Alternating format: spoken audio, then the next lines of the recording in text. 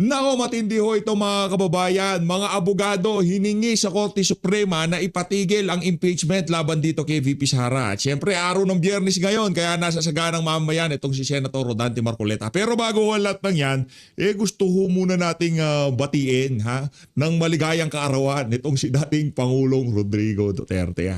Tatay Diggs, magpakatatag ka dyan. Higa nga kami dito sa Pilipinas, sabik na kami sa iyong pag-uwi.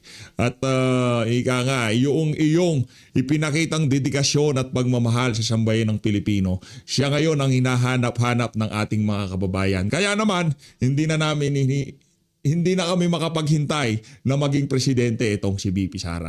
Mag-ingat ka dyan. Maraming salamat sa pagmamahal sa bansang Pilipinas. Mabuhay si dating Pangulong Rodrigo Duterte. Ayun na nga mga kababayan, hindi pa natin nauubos. Pang ilang video na ba natin to na meron tayong... Anyway, mamaya ho natin titirahin to pagkatapos na ang birthday ni Tatay Digong. Di ba ganun yun? Di ba ganun yun sa mga birthday party? Hanggat hindi tapos yung handahan, bawal kainin. Bawal kainin ng cake. Anyway, mamaya ho natin titirahin to. Dito muna ito, isang like at isang subscribe. Masaya na ho tayo dyan. Sa mga gusto sumali sa ating community, yung join button, nandyan lang ho sa baba. Ayun na nga, Supreme Court asked to stop Vice President Sara Duterte impeachment. Ito mga kababayan, ito ho ang breaking news ngayong mga panahon na to. Supreme Court asked to stop Vice President Duterte impeachment. Just in, pro-Duterte lawyers have formally filed a petition before Supreme Court questioning the constitutionality of the impeachment proceeding against Vice President Sara Duterte on Friday, March 27. In a press briefing, Attorney Israeli Tutorion announced that his team filed petition for certiorari and prohibition with prayer for a temporary restraining order against the proceeding. Naku, yari. Naku, laloko na. Yan ang problema. Ano yan Mahilig ho kasi silang mag-wordplay. Mini trial. Ayan, mini trial, pamor. Palakpakan. Palakpakan ho natin yung mga abogado. Nakita ho natin itong sino ba yung mga kasama nitong si Attorney Israeli Tutorion? Attorney Israeli Tutorion. Meron ito yung mga kasama niyang abogado dyan sa paghahain. Naku, meron na palang press con kanina. Hindi yung natin natalakay ito, no? Natin? Mamaya ho tatalakayin natin itong press con na to nitong sila Attorney Turion. Kasama ho niya itong si Attorney J.V. Hinlo at ang ating maisog, Attorney Vic Rodriguez. Sila ho ang mga naghain, formal na naghain ng petisyon dyan sa Korte Suprema. Attorney J.V. Hinlo, Senator Vic Rodriguez at Senator Israeli Tutorion. Palakpakan ho tayo. Di ba? Yan ang palakpakan tayo. Napakagandang birthday gift niyan para dito kay dating Pangulong Rodrigo Duterte. Dahil yung mga kalokohang ginagawa ng House of Representatives, hindi talaga tatagos yan sa mga abogado na talagang ang tinitingnan ang katuwiran at hindi yung mga malet at envelope na pinakalat nung nagdaang kongreso para durugin, wasakin itong si dating Pangulong Rodrigo Duterte at itong si VP Sara. At base sa ating nakikita, hindi pa ho nila napagtatagumpayan yan. Heto ho, Senator Rodante Marcoleta, araw ng Biyernes, saganang mamamayan. Gert! Idea po ng hapon sa ating lahat, mga kababayang nagtityaga po na subaybayan ang saganang mamamayan. Ayan. Kamusta naman kayo, Sen? Okay naman tayo, Nelson. Jen, Kasi marami yung nagme-message sa atin, kamusta na si Sen? Biglang umalis, may nitatang ulo, parang high-blood yata kahapon. Parang ganun. Concerned silang lahat sa inyo, Sen Alin doon? Bigla daw kayo umalis. Hearing kahapon po doon sa Senado yung Protect Committee. Hindi ganun. Nagpaalam ako sa ating chairman, si Senator Win. Opo. Alam niya na pag matatapos ko yung aking huling pagtatanong sa hapon na yon, ay aalis ka agad ako dahil alam mo na, Webes kasi. Oo nga pala. May mahalaga kayong gampanin. Hindi naman po pwedeng hindi ako makadalo ng pagtitipon. Opo. Alam mo, manggagaling ako ng Senado, siyempre sa traffic. Malayo-layo nga pala Malayo-layo naman yun. Eh, yun ang napagkamalan ba ako nag-walkout? Ay kasi naman may nag-comment yun on nga by eh. off mic. Yun ang yan yung framing ng ng GMA7 Nag-walk out daw ho kayo si Dante. Ano ba yan? Medyo mahina ng konti. Sabi kasi ng kumare ninyo, wag ka umalis, may mga frustrations ka pa Baka hindi masagot yung mga mo, huwag ka mag-walk out, parang ganun po nangyari. Kaya akala tuloy nila na nagalit kayo at umalis na lamang basta doon sa hearing. Nakita naman ninyo, hindi ako nagagalit. Medyo nadismaya lang ako ng konti. Dahil sa napansin naman ninyo, ayaw naman, hindi naman nila talaga kayang sagutin. Napakasimple naman ng mga tinatanong. Ayun. At yun ang mga aking colleague, si Senator Ligarda, nasa tabi ko naman, alam naman niyang hindi rin makasagot. Bakit sasabihin pa niyang, huwag kang umalis. Kasi hindi naman niya alam na nagpaalam ako kay Chairman Chairman Win. Win, oo. Nagpaalam na ako. Ayun. So understand. Kwentas klaras tayo dito. Para sa GMA, hindi nag-walk out si Dante, ha? Nabulo pala. Ako nga, umalis na ako kahapon sa programa. No? Nag-walkout ka din. Nag-walkout din ako. Kasi 5:30 ng hapon kahapon, umalis din ako. Alam nyo naman ang disiplina natin. Opo. Kahit ano pa ang ginagawa natin, sa ayaw nila at gusto, tatapusin natin yon. Opo. Kinakailangan mabigyan natin ng daan yung pagtitipon. Yan. Yan. Okay po. Kailangan maagang dumating. Ayun po. Malinaw na po yan. Para mamaya, itanong mo pa, Nelson, saan ako dumalo ng pagtitipon? Nga sana ang itatanong ko, at nakakuha ba kayo ng katibayan? Yan ang isasagutin ko ng secret. Kaya, pero hindi yata naging secret sa mga taong nakita kayo. Basta kung saan man sa nakadiri, alam na po nila kung saan kayo. Okay? Ayun po. So, Tatanong ko pa sana kung ano po ba yung leksyon kahapon? understandable na po yan. Nagkaunawaan tayo doon sa mga kabarangay natin. Ano ha?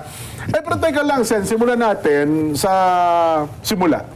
Kasi ang dalawang kongreso ay nagkasundo, magpasa ng batas at mukhang ang ating pamahalaan ngayon, gaya ng announcement ng Pangulong Bongbong Nelson, ang bansa po ngayon ay nasa State of National Energy Emergency. Yun. Ayun. Mahalaga daw po yung salitang energy. Nandun daw po ang bigat ng salita. National Energy Emergency. Dahil kung wala yung salitang energy, baka sabihin State of National Emergency. Pambuong lahat na yun, pangkalahatan. Tama. Pero ang sabi ng Presidente, hindi, energy lang ang emergency natin ngayon. Ayan. At kaya, nagawa naman po kayo ng Protect Committee.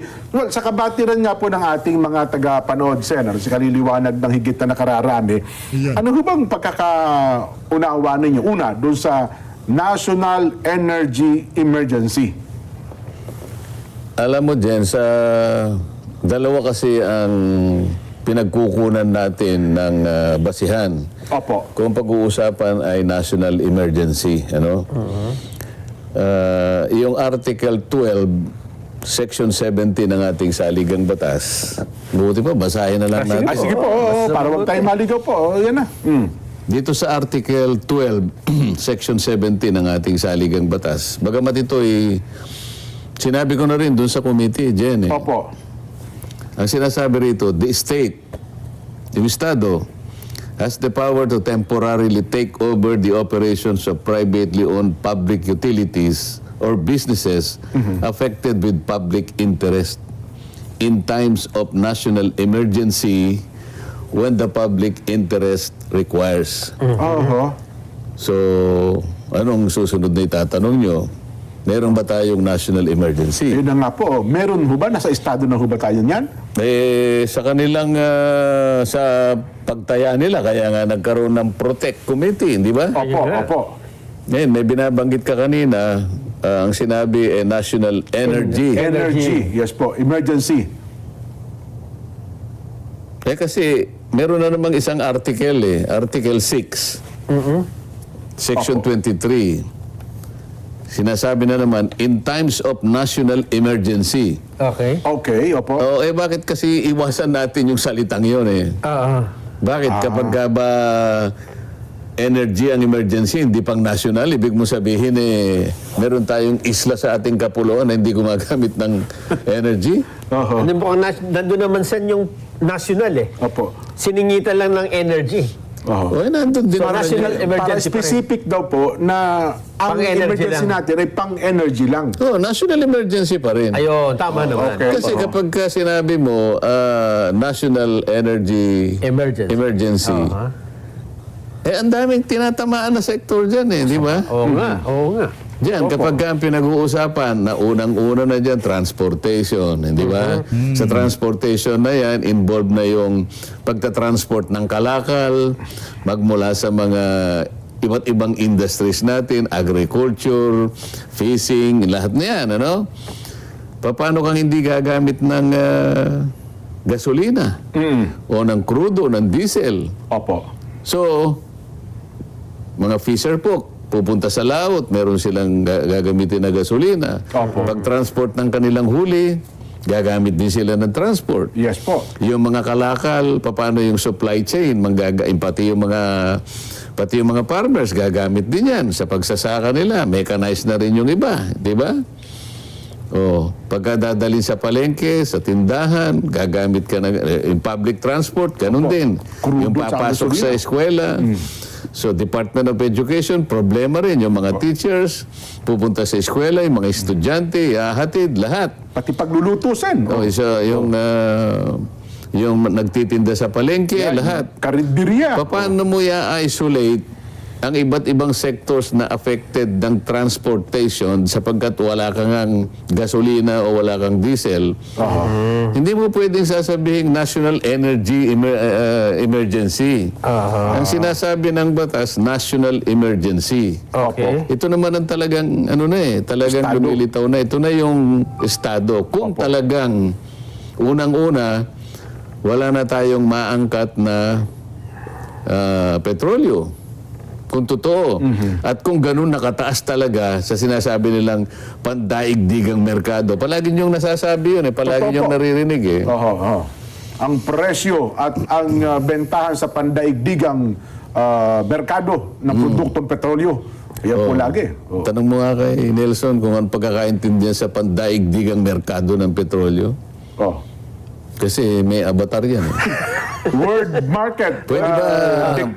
Pwede ba Nelson, ikaw munang magpaliwanag. Halimbawa, apa. Sapagkat mula sa iyo ay makikita nila ang payak, simple, at walang kakulay-kulay na pagpapaliwanag diretso sa pagkakaintindi ng ating mga mamamayan. Aha. Sige nga. Ano pong yung ipapaliwanag yung... Ano ba Ano ba yung kapag sinasabi yung pandaigdigang presyo sa merkado? Ayan. ng produktong petrolyo? Kasi palaging ganyan Price na world market, ano? Kaya nga. Oo. Diktaan niya ng world market. Oo. Kasi ang kadalasan dyan, depende sa supply and demand Yan pa rin ang naglalaro, supply and demand. So, kung ano ang presyo dito sa world market, ipapasa yan, ibibili niya ng mga iba't ibang kumpanya sa iba't ibang mga bansa. Dadalhin yan sa mga bansa-bansa nila. So, dapat ito ang magiging basihan ng pagpepresyo nila dun sa... Kaya pala sabi dikta. Oo, Dikta dikta. ng world market. Hindi, ang inihintay sa iyo ng ating mga kababayan, yung simple, payak na pagpapaliwanag. Anong ibig sabihin pagka pandaigdigang presyo sa merkado ng langis? Dapat isang presyo lang, yung pang world market na price. Hindi po, Hindi hindi nga, pwedeng- paano nga, kasi hindi nila nga maintindihan yan Kamukha nang nangyari sa atin. Sa ngayon, Bago nagkagyera ang Middle East, bago nagpasimulang girahin ng Amerika, ng Israel, ang Iran, Opo. 55 pesos lang yung yung diesel. Mura lang, opo. Yun namang gasolina, 50 pesos. Yan. Ngayon, gusto nilang maintindihan mula sa pagpapaliwanag mo. Wag na sa akin. Para sa ganon, madali nilang maintindihan. Paano nangyari from 55, naging 110 after 2 weeks? sumirit na napakataas. Oo, dahil nga pinag-uusapan pandaigdigang Oo. halaga ng sa merkado. Ayan, yun ang ipaliwanag mo. Ang taas daw ay parang rocket ng Israel. Oo, rocket. Parang rocket ng Iraq. At pagka ng bababa Iran. naman, parang pakpak ng agila. Gaganon-ganon. Ang bagal. Parang may narinig kang nagsabi. Kahapon. Huwag mo nang gagamitin yun kasi nga ang hinihintay nila yung maliwanag, simpleng pagbibigay kahulugan para maintindihan. Para mas madaling maintindihan natin,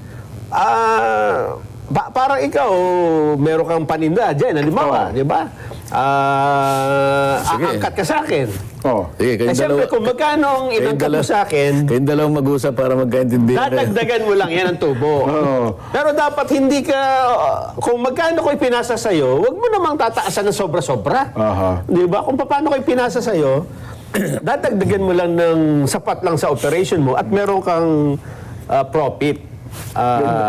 Kasi ang world market daw, sabi nila Sen at Nelson, kahit sa gitnang silangan Sa gitnang silangan. Nagkaroon ng gulo sa gitnang silangan dahil nga sa gera doon sa Iran. Hindi ngayon makadaan ang mga sasakyan sa Strait of Hormuz. Yung mga bumibili. Law of supply and demand. Nabawasan ng supply. Konti ang supply, Mataas ang kaya demand. mataas ang demand. So sisipa yung presyo. Ang tendency, Aangat tataas yan. talaga ang presyo. Yun ang dikta ng world market, Sen. Oo. Mahirap ang supply makakuha. Apakadami ng gustong bumili. So sumipa ng todo yung presyo. Kaya ang sabi nga, dikta ng world market kasi nga doon galing sa gitnang silangan ang produktong petrolyo. Sen. Laban Hindi, natin kayong yan. dalawa nag-usap. Paano mo naging pangmundong usapin na yan kayong dalawa? Pero yun po ang senaryo. Yun daw ang senaryo ngayon. Hindi, kasi Di ba? ang ginagamit nila, meron kasing, alam mo, merong isang pandaigdigang parang trading company yan. Ayan. Apo. Na sinusukat niya lahat yung mga nahahagip niyang mga impormasyon tungkol sa galaw ng presyo ng langis Yan. sa buong daigdig. Okay. Yan, o. Kaya kung meron siyang tinatawag na Argus data. Ayan. Parang WSM sa Parang Pilipinas yan. index yan. Kung baga sa kuryente, parang WSM. WSM, opo. Para sa spot market, wholesale. Opo. Ngayon, kung sa Singapore yun, halimbawa, Mean of Platts Singapore, sabi niya. Kung kukunin niya sa Dubai Platts, sabi gano'n, ano? So ito, kinoconsolidate ng isang pandaigdigang organisasyon. Siya yung nagbibigay ng indicator, di umano, Opo. na ito yung presyuhan ngayon ng langis per barrel, halimbawa, ganyan, ano, translate nila sa liter. Ngayon, ito yung ginagamit nila. Yes po. Ang atin namang itinatanong kasi kahapon, tama po yun. Ang pinag-uusapan, hindi nyo pwedeng hindi i-connect yung inventaryo po ninyo. Dahil nga alam naman natin, hindi naman tayo malaking bansa, kaya yung inventaryo natin, hindi kagaya ng Japan. Alam mo kasi ang Japan, Nelson, Opo. yung reserve nila ng kanilang oil aabot ng 254 days. Wow, Halos isang taon? Isang taon. Oh. Halos isang taon. Reserva lang po nila yon. Meron silang reserve na ganon. Hindi, no? Grabe, no? Tayo, kamukha nung unang hearing namin, 45 days. Martes yun yung Yes una. po. Sabi ng Pangulo yan. Pagkatapos, sa diesel, Oho. sa gasoline naman, 53. Opo. 53 days. Sa mga tweed, meron pa tayong stock. May buffer pa tayo. Opo. Oho. Ngayon, ang hinahanap ko, from 55, paano lumundag ng 110 kaagad? 2 weeks pa lang. Ayun nga. Kasi nga, yun daw ang dikta ng world market, Sen. Bakit mo gagamitin yun? Ang pinag-uusapan natin, yung buffer stock mo. Ba't kaagad mo in-apply yun? Mukhang yun ang business model Yun yan. daw ang business model. At saka yun ang kanilang practice. Oh. Sabi ko nga, Kung ang pinag-uusapan, walang-wala na talaga siguro, wala tayong stock. Opo. Ngayon, pwede mong gamitin yung indicator na yun dahil wala na tayong stock. Pero meron pa nga tayong stock eh. Bakit meron ka pang stock, ginamit mo na yun? Yung tinatanong ko. Buti sana kung piso lang, ano. Di ba? Kasi ang pinag-uusapan natin, masyadong malaki. Malaki. Yung diferensya mula sa 55 hanggang sumabot na average ng 126. So sabi ko sa kanila, 125, 55, eh 70 pesos po ako ang difference. Yun naman daw kasi ang panganib nun, Sen. Kasi kung bumaba naman daw po ang presyo ng langis sa world market, alam ba, bumili naman ako ganyan, ano? Eh, binili ko ng mahal. Eh, within the week, ay bumagsak naman ang presyo at nagmura naman. Alam mo, nag-53 ulit. Nag-53 ulit. Ibababa ba nila? Dapat ibaba nila kasi ng kanilang model. Dapat ganun nga, ano? Kaya yung sabihin, bumili ako ng mahal, ayun naman ang risk ko, lugi din ako. So parang bawi-bawi lang, Sen. Naniniwala ba kayo? Yun daw ang kanilang model, practice eh. Kailangan nga, yung model na yon mapag-usapan natin. Tama. Di ba? Sa anong punto mag-a-apply yung replacement cost mo? Ito ang tawag nila replacement Replacement cost. cost. Kasi meron ka pang wala pa stocks inventaryo. Sapat pa naman yun kasi sabi ko nga sa'yo, 45 days, 53 days. Ibig sabihin, isang buwan pa yon. Yes po. 2 buwan pa nga lang ang nakalipas, sabi ko. Meron pa tayong may 50 nga, 52, 60 days. 2 weeks pa lang po yung So, kailangan natin kwentahin ano yung punto na kung saan magsisimula yung replacement cost Trigger. sapagkat katapusan na ng inventory cost. Di ba? So, ang pinag-uusapan natin dito reciprocal Ano? The end of the inventory price, the old price na ginamit mo sa inventaryo, And the start nung and the start of the replacement cost. Yun. Ito yung So maghanap tayo ng reciprocal dito. Hindi yung nabalitaan mo lang, nag-gira lang, meron ka pang stock, kinuha mo na kagad yung replacement cost. Kaya sabi ko, parang hindi naman makatwiran. Kaya nga, nagkaroon sila ngayon ng pinag-uusapan na problema hanggang sa gumawa nga tayo ng isang National Energy Emergency na executive order. Bakit hindi na lang ginamit yung executive order na ganun din ang kaparaanan kung paano ma-address ang problemang inaharap natin? Kung meron talagang problema. Alam mo ba na meron tayong isang executive order? Meron ho bang, sabihin nakatalatag ng executive order na in case na meron Panahon ni dating Pangulong Gloria Macapagal Arroyo. Naalala mo yung Ondoy, magkakasunod na tatlong yun na tatlong malakas na bagyo ata yun, Sen. Magkakasunod yun. Yun ang ginamit natin. Yung Executive Order 839. Okay, opo. Yun. Pero yun ho ay national emergency yun. Ang nakalagay ho doon, walang nakalagay na energy emergency gaya ngayon. Kasi nga bagyo yun Opo. Basta pinag-uusapan, national emergency. Kung ano mang klaseng emergency po yun. Pero dahil nga ganun ang nangyari, pati oil companies dinirektang sinabihan na huwag ninyong itataas ang presyo. Yes, opo. Price freeze. Ilang Ilang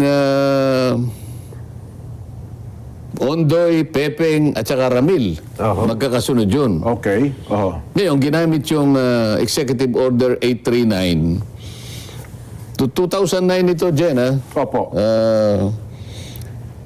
Although dito naman kasi, ang talagang tinamaan ay Luzon lang, di ba? Opo. Pero, dahil targeted, sinabihan ng mga oil companies na huwag ninyong nagkaroon ng freeze sa presyo. Ng price freeze nga po. In-apply sa oil industry players. Okay. Bakit hindi pwedeng gamitin yun? Ngayon, saktong-sakto na Energy talaga dahil nga, ginagamit nilang sangkalan ngayon, yung Strait of Hormuz. Para bang lahat nanggagaling doon. Sinasabi ko nga, hindi, ayan ka ako yung naghambalang ka ako yung mga tangke ng dalawang malalaking refinery. Na hanggang ngayon ka ako, hindi nyo sinusuri. 2 araw na tayong nagtatalo rito, hindi pa ba nyo ako nakita kung totoo yan o hindi? Basta yun daw po ang sabi ng petroleum companies Tinanggap na nilang na yun ang buong katotohanan. Kayong magpaliwanag ngayon. Sino bang nagpapaliwanag para sa mga oil companies? Nakahalata ba ninyo? Yun po taga-DOE. Mga Matagal na po taga-DOE, practice yan ano? Mga taga-DOE nagpapaliwanag. Oh, ito naman si Ramon Ang, kung gusto daw bilhin ng gobyerno yung pambihira yung kanyang kumpanya, willing daw siyang ibigay niya para naman may pera kumpanya, ilinagay na lahat sa maleta. Para naman may pera ang gobyerno, di ba? Ang spokesperson niya ng mga petroleum company, di ba linggo-linggo ang nagsasalita taga-DOE kung magkano ang dapat na itaas saka magkano dapat ibaba. Oo nga. Oo. Ano ba sinasabi ng batas natin kahit... Kasi nga sabi nila, wala naman po tayong magagawa kundi mag-monitor lang tayo. Opo, kasi deregulated na po yan Under Republic Act, sabi niya... ano ba yung Republic Act natin? 8479. Ang tanging magagawa po namin, sabi niya, under Section 14, monitoring lang, sabi niya. Opo. Yung buong Section 14. Nakalimutan niya yung kahuli-huliang talata ng Section 14, paragraph E. So nandun din pala sa paragraph E. Nandun, kasi sabi niya yung pinakahuli kasi ang paragraph, ang Section 14 kasi A up to E. Okay. O, di ba? So ibig sabihin, kung A up to E, 5 paragraphs yun. Yes po. Yung pinakahuling paragraph, sabi niya, in times of national emergency, sabi niya. Sa panahon talaga, mayroong national emergency. When the public interest so requires. Ito yung sinasabi ng Constitution Kung Nireplicate lang Nireplicate lang. Binanggit ko na kanina sa inyo Yes po. In times of national emergency, when the public interest so requires, the DOE may... Opo. hindi naman mandatory pero meron. Maaari niyang gawin. May during the emergency and under reasonable terms prescribed by it temporarily take over or direct the operation of any person or entity engaged in the industry. O maliwanag na kahit na deregulated ang ating oil industry, in times of national emergency, pinag-uusapan national emergency, Sa kapakanan ng taong bayan. when public interest so requires. Kayo nang nagsasabi, meron na tayong emergency. Deklarado na nga po Deklarado na nga, ginamit nga lang National Energy Emergency, pero kahit paano mo baligta rin yun, emergency talaga, kung totoo nga na wala na tayong mabili, kung pag-uusapan ay murang presyo ng produktong petrolyo. So pwedeng i-take over, Sen, ang mga nakalagay po. Ito nga yung nakasulat Ngayon, hindi ko naman ina-advocate ito. Sinasabi ko lang, gamitin mo yung monitoring mo. Sabi ko, hindi mo ba titingnan? Sige, gamitin na, Madam Secretary, sabi halimbawa ng Oil Company A. Pumunta yung Oil Company A, B, C, D, E, F, G. Lahat na. Pwede na po ba namin, gagamitin po namin yung replacement cost? Ito po yung dikta ng pandaigdigang merkado ng mga langis. Yes po. Kung tawagin nila yan, Argus Benchmark at saka yung MAPS. Yes po. Ito yung Minoplatz Singapore, Minoplatz Dubai, Brent, ganyan, mga ganyan. Sige, ganyan, teka muna. Tingnan ko nga yung ICPO ninyo. Kasi yung ICPO, ito yung kanilang... Pinakalibro ata yun na Sen. Hindi, ito yung pagkabibili ka, i-require ka ng ICPO nung supplier. Yes po. Makikita mo doon kung magkano yung... magkano mo nabili. Ma'am, huwag mo naman titignan ito. Ba't mo, ikaw naman, kung talaga namang diyan ka bibili, ba't naman hindi kita papayagang itaas mo sa, ayon doon sa pandaigdigang na yun? Merkado. Pandaigdigang dikta ng merkado. Ang sinasabi ko, bakit? dito ba kahit ba pinapayagan nga kita eh. Hindi nga kita sinasansa, hindi nga kita pinipigilan bibili. Pero ipakita mo nga sa akin kung yan ang binili mo. Patunayan mo naman talaga, parang gano'n, patunayan mo naman. Kung wala ka na, madam, wala pa po ako niyan. Paano mo itataas? Aha. Yun ang tinatanong ko. O kasagot-sagot niya hindi pa po namin ginagawa yan. Ano ka kung ginagawa niyo? At saka wala ho atang plano gawin yon. Kasi naalala ko, Sen, dati sinabpina pa ng korte yan sa mga pagdinig para malaman po ang libro ng mga petroleum company. Talagang nanindigan sila, hindi pwede. Ayan Pero- yata yung kaso na iba-bundled. Mga ganun ata yan Ano? Tama. Yung aataduhin kung paano nabuo yung isang presyo ng produktong petrolyo. Unbundle. Ang ibig lang sabihin yun, i-detalye. Yes po. Pero bago bumigat ang ating pinag-uusapan, Aha. kasi alam mo naman, tuwing Biyernes, palagi nating sinasabi, Light lang tayo. ma-inspire na lang natin ang ating mga kababayan. Totoo po. Kung ano Weekend man tayo. yung kanilang mga pagsubok na dinadaanan, Aha. mabigyan man lang natin sila ng kahit konting... Mapangitiman lang natin. Oo, Ay, malaking bagay naman. na yun. Aha. At isang bagay na magagawa natin, batiin natin yung mga nakikinig sa Ay, atin. talaga naman. Yan, batiin Kasi natin. alas 5 na di ba? Opo. Ang problema Pwede dyan, bang paunahin nyo ako na makabati naman ako? Sen, sa lahat ng oras, kung sa Senado binibigyan kayo ng 10 minuto dito, buong oras, bibigay po namin sila. Kung sino man po yung gusto ninyo batiin. Kasi may mga kamag-anak ako sa San Jose. San Jose, Bulacan, San Jose, Nueva Ecija. Hindi, San Jose, Silicon Valley sa Ay, California. San Jose, California Ay, pala ganun ba? yan. Alam niyo ba yung Silicon Valley sa California? Yes. Andyan si Si Nelson palagi Andyan mga barkada ko palagi dyan. nakakapunta ron Opo. si Paring Meta nandyan eh. Si Don Orozco nandyan. Diyan din nakatira. Diyan po nakatira sa San Jose. Di ba malapit yan sa kung kayo ay sanay sa sa Napa Valley. Yan, opo. Magkakalapit naman yan di ba? Nandyan po yung Apple, yung mga Google. Yan. Facebook. Ngayon lang nilang may nalaman na meron pa. Pwede pala makabili sa Singapore. Baka naman ang ibig nilang sabihin, ngayon lang nila nalaman na merong isa na kaya niyang alamin kung ano talaga ang presyo. Mukhang yun po ang totoo, Sen. Ano? Kasi madali namang sa natin ngayon, sa panahon natin ngayon, Opo, sa teknolohiya. Opo. ang pagbabalidate ng isang bagay, Real time, Sen. Mabilis. no? real time. Oo, baka, tama. baka hindi baka segundo lang, makukuha mo na eh. Totoo po yun. Di ba? Lalo na kung malakas sa internet. At hindi naman ako naniniwala na ito'y malalaking mga kumpanya na wala silang kakayahan para mag-verify doon sa mga datos na aking inihayag. Opo. Yun ang dahilan ko kaya inihayag ko na publicly. Ayun po, kayo na po ang mag-verify. Kayo na po ang mag-validate. Opo. Di ba? Makalipas. Wala namang, sana man lang may nagsabi,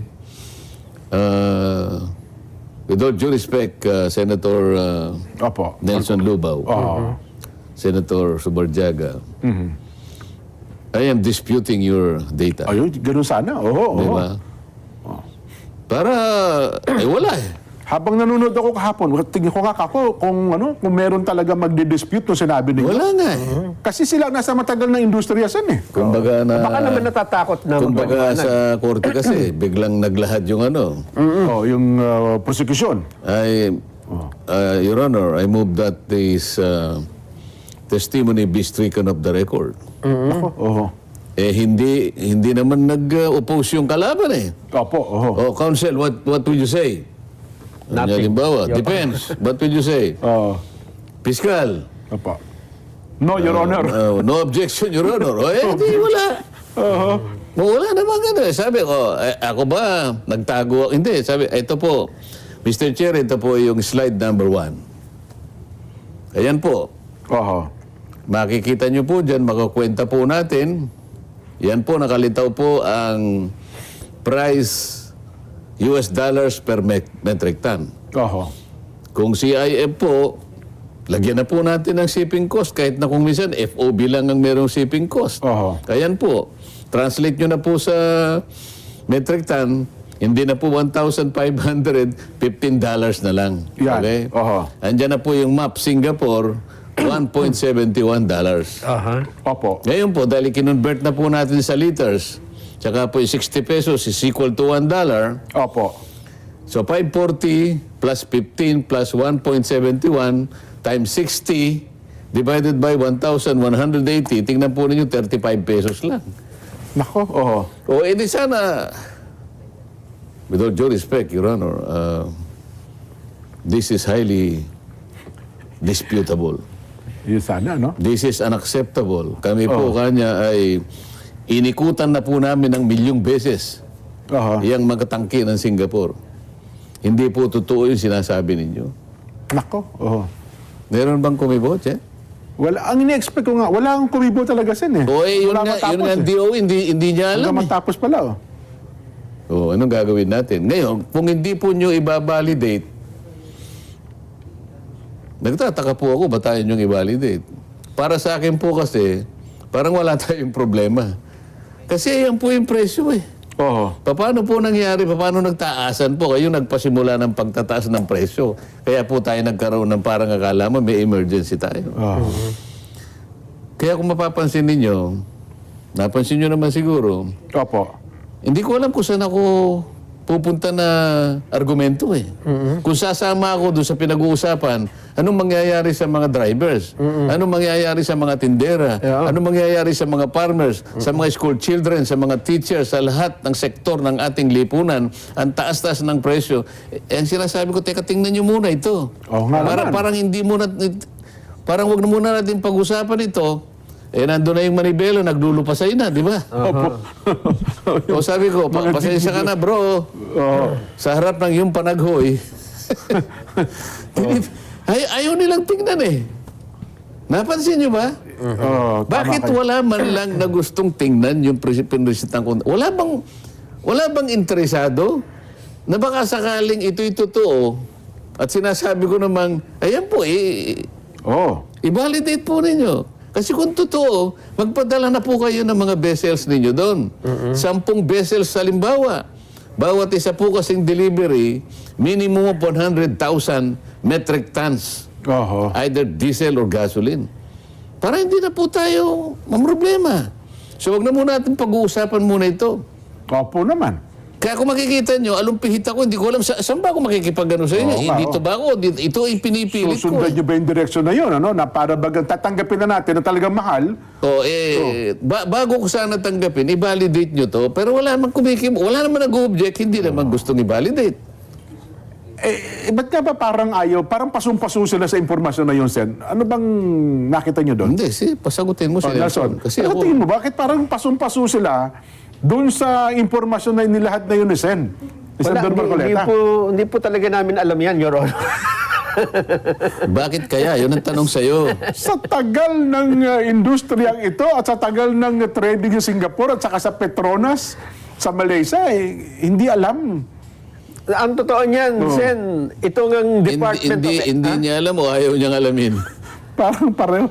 Parang pareho po eh. Ito nga nakatataka eh. Kasi yung Department of Energy, in-announce po niya ngayon na may dumating sa bansa na 22,578,000 na liter ng diesel shipment. Oh. Pero itong magtataka ka, hindi nila dinidisclose kung saan binili. Ay, iba pa ba yung galing sa Russia? Bago ito, bago. Bago yan, iba Ngayon pa yung lang ito. galing sa Russia. Oo. May nabili silang diesel. Pero bakit gano'n? Bakit kaya hindi pa pwedeng i-disclose kung saan binili? Kasi kung may nabibili ng palang ganito kadami, Hindi kasi pag dinisclose nila nga, magkakaalaman kung magkano nila nabili. Yung presyo ang kasi Yun pinag-usapan nga. dito. Doon ang presyo kung magkano eh. So, yun siguro ang dahilan, Jen. Kaya ayaw nilang i-public na tama po, nakakabili nga po kami dyan kasi baka magkaroon ng comparison eh. Gagaya ng binanggit ni Sen na i-compare yung presyo dito at saka dun sa malapit. Kasi, alimbawa, si Jen ang nandun. Opo. Senator Jen, sabi ni Sherwin, walang sumasagot dun sa data mo eh. Bakit po, Mr. Chair? Kaya mo sa kanya, Opo. mukhang natiklo eh. Pero well, ito naman sa ang senaryo. Ito naman ang nangyayari sa Pilipinas. Hindi lang ito sa Pilipinas. Kasi ang pagtaas talaga ng presyo ng produktong petrolyo ay pangdaigdigan. Lalo na dito sa Southeast Asia. Oo, kasi yun po ang pinoproject ng Big Three Halos matataas ang- company. Ba't di mo tanungin ang Vietnam? Ngayon din, tanungin mo, ganyan ba ang presyo niya? Amo Oh. Sino sagot mo? Tanong ka sa Australia. Ganyan ba ang presyo? Kamukha nito, lumundag ng 120 pesos. Yun nga. Tumaas From din sa 55, kanila. Pero hindi ganun ka Hindi grabe ganun kataas. katulad doon sa Baka atin. tumasok, 10%, 15%, dahil nga umalog nga ng konti. Nagkaroon nga, siguro nagkaroon lang ng shock. Pero pinag-uusapan natin from 55 to 126. Oo nga. Masyado mataas yung pag-akyat. Kasi sa kanila 20% lang ang pinakamataas dyan. Kaya pala ngayon ko nauunawaan kung bakit hindi nila inaalis ang balita Strait of Hormuz, Strait of Hormuz, Strait of Hormuz. Kasi nga nakabarandilyo daw po lahat ngayon doon yung mga tanker na hindi makadaan. Samantalang meron naman palang ibang pwedeng pagdaanan. Kasi yun din po ang stand ng mga petroleum company, di ba, Sen? Nung nag-present yung Shell, nag-present yung Petron at saka Chevron. Yun po lahat ang sinasabi nila eh. Alam mo kung makakapagsalita lang yung Strait of Hormuz, Opo. kung makakapagmura lang yun, Ganun po ba? Baka nilamon ho ng buhay. bakit ako na lang ang palagi niyong pinagtutungkulan nitong problema ninyo? Aha. Ha? Hindi ba kayo nang nagsabi na 20% lang ng supply ang dumadaan dito? Yes po. O bakit hindi niyo tanungin saan dumadaan yung 80%? Aha. O yung Suez Canal, sarado ba? Di ba tinanong ko yung isa? Opo, yung representante ng Shell. Are you saying, sabi ko, that the Suez Canal is closed also? No, sir. O, yan pala eh. Bakit palagi kang straight ng straight? O, ipakita mo nga sa akin yung lahat ng mga binili ninyo nang galing sa Strait of Hormuz, dyan dumaan. Pakita mo nga. Aha. O, pakikita niya ba? Hindi po yan pakikita yun. Magkakabistuhan tayo. Ito nga yung pinag-uusapan natin. Kung halimbawa naman, doon sa batas natin na 8479, di ba? Opo. 8479 yung batas eh. Ito yung deregulation ng ating downstream oil The industry. regulation law. Aha. Kung yung section 14 na yon, na kung tawagin ay monitoring, kung halimbawa yun naman ay empty lang na statement, Aha. yung parang pang-display lang. Talagang ganun. Kaya lang, kung titingnan mo nga yung last paragraph na yung paragraph E na sinasabi niya, Opo. pag merong national emergency, meron kang gagawin eh. Isipin mo yan i-consider pang pwede mong i-take over temporarily yung operations ng public utility. Opo. Because it already affects public interest. Aha. Ibig sabihin, kahit nasa rehimen ng oil deregulation, hindi siya absolute eh. Kasi nga, ang pinaka-catchword doon, yung national emergency. National emergency. Aha. So, kung halimbawa, pag-usapan natin, meron tayong national emergency, ba't hindi mo gamitin ito? Aha. Doon mo lang naman gagamitin ito eh. Para saan? Ba't mo pa nilagay sa batas kung hindi mo rin pala gagamitin? Yun ang punto eh. Aha. Pero, well, natapos na po. Hanggang ngayon, Basan, wala pa. Ayun na nga mga kababayan, dito na natatapusin niya ang talakayan na yan itong sina Senator Dante Marcoleta, Sir Jen at Nelson. Yan sa saganang mamamayan. So, maraming salamat po sa pag-support sa PH Update. Mag-ingat po kayo lahat. Ang dating Pilipinas.